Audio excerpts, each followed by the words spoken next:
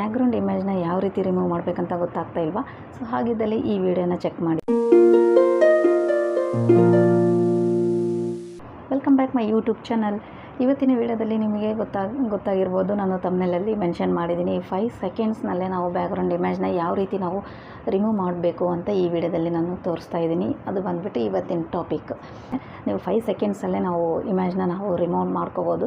But ಅದನ್ನು ಎಲ್ಲಿ ಮಾಡ್ಕೋಬೇಕು, ಅದು ಯಾವುದ್ರಲ್ಲಿ ಹೋಗಿ ಮಾಡ್ಕೋಬೇಕು ಅನ್ನೋದು ನಿಮಗೆ ತೋರಿಸ್ಕೊಡ್ತೀನಿ.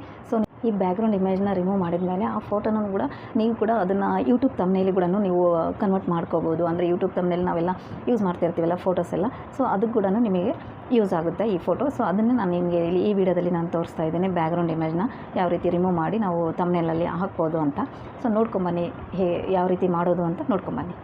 ನಾನು ಬ್ಯಾಕ್ಗ್ರೌಂಡ್ ಇಮೇಜ್ನ ಯಾವ ರೀತಿ ರಿಮೂವ್ ಮಾಡಬೇಕು ಅಂತ ತೋರಿಸ್ಕೊಡ್ತಾ ಇದ್ದೀನಿ.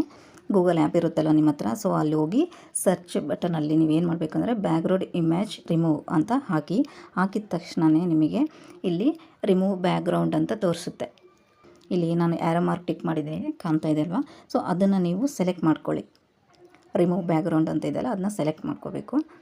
ಸೆಲೆಕ್ಟ್ ಮಾಡಿದ ತಕ್ಷಣವೇ ನಿಮಗೆ ಓಪನ್ ಆಗುತ್ತೆ. ಇಲ್ಲಿ ನೋಡ್ತಾ ಇರ್ಬೋದು ಅಪ್ಲೋಡ್ ಇಮೇಜ್ ಅಂತ ಇದೆ. ಇಲ್ಲಿ ಕೆಳಗಡೆ ಅಪ್ಲೋಡ್ ಇಮೇಜ್ ಅಂತ ಇದೆ, ಇಲ್ಲಿ ಮಾರ್ಕ್ ಮಾಡ್ತದೆ ನೋಡಿ ಅದು. ಸೊ ಅದನ್ನ ಸೆಲೆಕ್ಟ್ ಮಾಡ್ಕೊಳ್ಳಿ. ಅಪ್ಲೋಡ್ ಇಮೇಜ್ ಅಂತ ಕೇಳಿದಾಗ ನೀವು ಸೆಲೆಕ್ಟ್ ಮಾಡ್ಕೊಳ್ಳಿ. ಸೆಲೆಕ್ಟ್ ಮಾಡಿದ ತಕ್ಷಣ ನೀವು ಗ್ಯಾಲರಿಗೆ ಹೋಗಬೇಕು. ನಿಮ್ಮದು ಯಾವ ಫೋಟೋ ಇರುತ್ತಲ್ವ, ಸೊ ಅಲ್ಲಿ ಸೆಲೆಕ್ಟ್ ಮಾಡಿಕೊಂಡು ನೀವು ಆ ಫೋಟೋನ ಸೆಲೆಕ್ಟ್ ಮಾಡ್ಕೋಬೇಕು. ಇವಾಗ ನಾನಿಲ್ಲಿ ಗ್ಯಾಲರಿ ಓಪನ್ ಮಾಡ್ತಾಯಿದ್ದೀನಿ. ನಂದು ನನಗೆ ಯಾವ ಫೋಟೋ ಬೇಕೋ ಅದನ್ನು ನಾನು ಸೆಲೆಕ್ಟ್ ಮಾಡ್ಕೊತೀನಿ. ಸೊ ಇಲ್ಲಿ ಬಂದುಬಿಟ್ಟು ನಾನು ಈ ಫೋಟೋ ಸೆಲೆಕ್ಟ್ ಮಾಡ್ಕೊತೀನಿ. ಇಲ್ಲ ಡೈರೆಕ್ಟಾಗಿ ಅಪ್ಲೋಡ್ ಇಮೇಜಿಗೆ ಹೋಗುತ್ತೆ. ಇವಾಗ ಅಪ್ಲೋಡ್ ಆಗ್ತಾ ಇದೆ ಅದು ಇಮೇಜು. ಸೊ ಬ್ಯಾಕ್ಗ್ರೌಂಡ್ ಕೂಡ ಚೇಂಜಸ್ ಆಗುತ್ತೆ. ಓಕೆ, ಒಂದು 3 ಸೆಕೆಂಡ್ಸ್ ಟೈಮ್ ತೊಗೊಳುತ್ತೆ ಅಷ್ಟೇ, ನೀನಿಲ್ಲ. ನೋಡ್ತಾ ಇರ್ಬೋದು ಎಷ್ಟು ಕ್ಲೀನ್ ಮಾಡುತ್ತೆ. ಹಿಂದೆ ಏನಿತ್ತಲ್ಲ ಇಮೇಜು, ಸೊ ಅದೆಲ್ಲ ಹೋಗಿ ನಮಗೆ ಬ್ಯಾಕ್ಗ್ರೌಂಡ್ ಎಲ್ಲ ಕ್ಲೀನ್ ಮಾಡಿ ಕೊಡುತ್ತೆ. ನೆಕ್ಸ್ಟ್ ಬಂದುಬಿಟ್ಟು ನಿಮಗೆ ಇನ್ನು ಕೆಳಗಡೆ ಇಲ್ಲಿ ನೋಡ್ತಾ ಇರ್ಬೋದು, ಇಲ್ಲಿ ಡೌನ್ಲೋಡ್ ಅಂತ ಇದೆ ಅಲ್ವಾ, ಇಲ್ಲಿ ಡೌನ್ಲೋಡ್ ಮಾಡ್ಕೊತೀನಿ. ಮಾಡ್ಕೊಂಡ್ಮೇಲೆ ಇಲ್ಲಿ ಫ್ರೀ ಅಂತ ಇದೆ, ಪ್ರಿವ್ಯೂ ಆ್ಯಂಡ್ ಫ್ರೀ ಅಂತ ಇದೆ. ಅದನ್ನು ನೀವು ಕ್ಲಿಕ್ ಮಾಡಬೇಕು. ಇಲ್ಲಿ ಕ್ಲಿಕ್ ಮಾಡ್ಕೊತಾ ಇದ್ದೀನಿ. ಸೊ ಕ್ಲಿಕ್ ಮಾಡಿದ ತಕ್ಷಣವೇ ನಿಮಗೆ ಡೌನ್ಲೋಡ್ ಅಗೇನ್ ಅಂತ ಬಂತು. ಸೊ ಇವಾಗ ಡೌನ್ಲೋಡ್ ಆಗ್ತಾಯಿದೆ. ಇಲ್ಲಿ ಮೇಲ್ಗಡೆ ನಿಮಗೆ ಓಪನ್ ಅಂತ, ಡೌನ್ಲೋಡ್ ಆದ ತಕ್ಷಣ ಓಪನ್ ಅಂತ ಇದೆ ಅಲ್ವಾ, ಸೈಡ್ಗೆ ಮೇಲೆ ಆ್ಯರೋ ಮಾರ್ಕ್ ಮಾಡಿದ್ದಾನಲ್ಲ ಅದು, ಅಲ್ಲಿ ನೀವು ಓಪನ್ ಮಾಡ್ಕೊಳ್ಳಿ.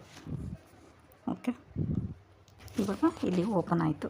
ನೋಡ್ತಾ ಇರ್ಬೋದು ಇಮೇಜ್ ಎಲ್ಲ ನೋಡಿ, ಬ್ಯಾಕ್ಗ್ರೌಂಡ್ ಇಮೇಜ್ ಏನಿತ್ತಲ್ವ ಅದೆಲ್ಲ ರಿಮೂವ್ ಮಾಡಿದೆ. ಎಷ್ಟು ಕ್ಲೀನಾಗಿ ಮಾಡಿಕೊಟ್ಟಿದೆ ನೋಡಿದ್ರಲ್ವ, ಇಷ್ಟು ಈಸಿ ಆಗಿದೆ ಬ್ಯಾಕ್ಗ್ರೌಂಡ್ ಇಮೇಜ್ನ ನಾವು ಯಾವ ರೀತಿ ರಿಮೂವ್ ಮಾಡ್ಕೋಬೋದು ಅಂತ.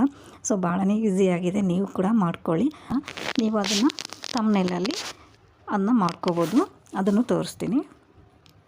ಇವಾಗ ಆ ಫೋಟೋನ ನಾವು ಎಡಿಟ್ ಮಾಡಿದ್ವಲ್ಲ, ನೀವು ಅದನ್ನು ತಗೊಂಡೋಗಿ ನೀವು ಇಲ್ಲಿ ತಮ್ನೇಲಲ್ಲಿ ಈ ರೀತಿ ಮಾಡ್ಕೋಬೋದು. ನೋಡಿ, ಬ್ಯಾಕ್ಗ್ರೌಂಡ್ ಏನೂ ಬರೋದಿಲ್ಲ.